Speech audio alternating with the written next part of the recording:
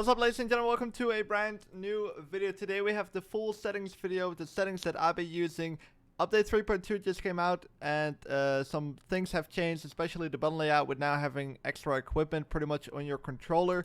This setup video or settings video is mainly for console players. There are definitely some useful settings that PC players should copy as well. And if you're looking for something specific, my button layout or sensitivity, I'll leave some time marks down in the description, but we'll go through everything. I'll try and go through it as fast as possible. It's not a full guide, but it's mainly sharing what I use and with some of the stuff why I would recommend using it. So these are basic settings, nothing very interesting. Go to display, field of view 105, vehicle field of view all the way up. Definitely recommend vehicle field of view all the way up. Other than that, you can kind of mess around with these. Field of view should be as high as long as you can still see players. And ADS FOV on. I find it better for aggressive players, definitely. Brightness, this is definitely a setting that is personalized. It depends on your monitor or TV brightness. I use 70, 71 apparently right now. Motion blur 0, all these off. These three I definitely do recommend.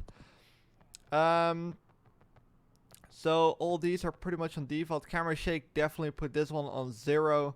I have custom colorblind settings. I would show the colors, which I unfortunately can't, but I have put that setting right there. We'll go back to it right here. I have this on yellow, but I can't show the color code because DICE doesn't allow that, unfortunately.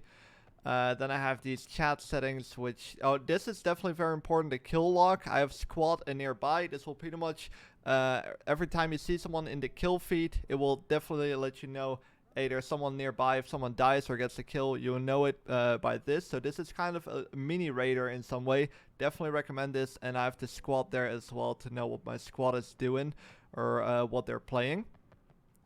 Then these are my crosshair settings. They added something new to damage number visibility. This is something it's an experimental feature. I have this on large. You can put this on whatever you want. You can hide it. Haven't found it too useful yet. I found the colors a little bit weird. It's just kind of hard to see at times when I'm busy trying to shoot players. I thought it was a little bit more better visible in Battlefield 5. But I have this on large. You can change that now. These are the colors I use. Again, I cannot show the color code because it doesn't display that, unfortunately, in this game. Minimap settings, close minimap view. This is 40. You can change these views according to whatever you want. I've used to have this higher. I kind of like the lower one lately because sometimes I kind of struggle to see exactly where players are on the map. So I put this on 40. And then these are all on default, I'm pretty sure. HUD icons.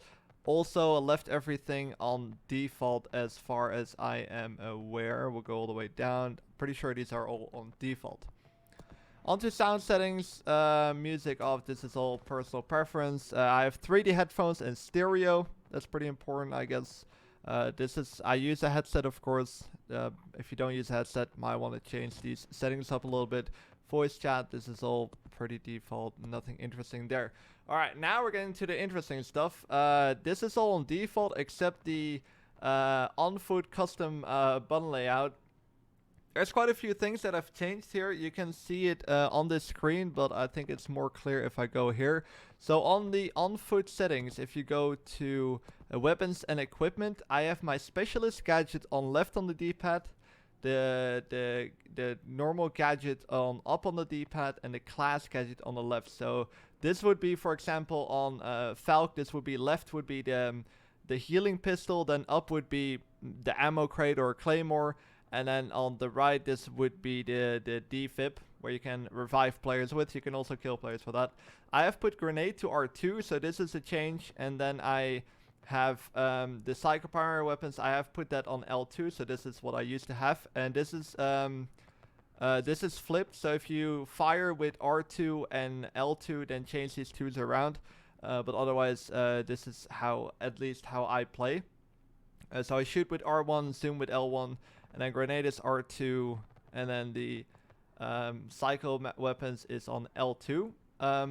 So those are the settings that are mainly changed. Other than that, I didn't really change any of the other button layouts, but this is the main thing I changed with the recent settings video. On to global settings, also nothing interesting. These are all kind of preference within in vertical look if you like that stuff. Now we're getting to the sensitivity stuff. 90 for the soldier. Soldier aim assist to 100. Zoom snap completely off. Would definitely recommend if you want to improve on the game to just completely turn off zoom snap. These are all on default, nothing interesting. Soldier zoom sensitivity is on 50, so this is the percentage of your of this sensitivity right here. Your soldier aim sensitivity, and then you have the zoom sensitivity. This is a percentage, so I have it on 50, so pretty much my zoom sensitivity is twice as slow as my soldier sensitivity. If you will put this to 100, you would have the same sensitivity. So some people get confused. They will use, for example, they will use a 50 soldier sensitivity and then they put this on 50 as well, thinking it's going to be the same, but this will actually be a lot slower. Aim acceleration here on 0, and then I have uniform soldier aiming on, and coefficient is on 100. This is also a setting that's definitely not default. I think this is on 133 by default. Put this on 100. Definitely feels more consistent. Vehicles, this is what I use. I'm not the best vehicle player, so I don't know if these settings will be any useful.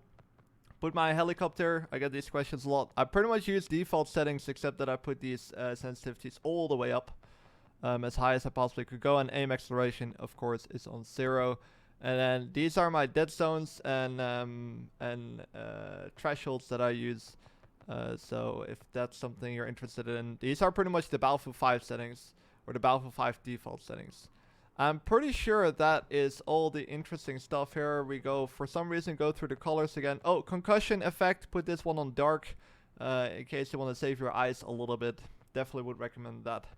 I think that is pretty much all there is to be shown right now. Most settings are pretty much on default. So that's going to be it for this video. Hopefully it was useful. Be sure to leave a like if it was useful. Thank you guys for watching. Consider subscribing if you haven't yet, and I hope to see you guys in the next video.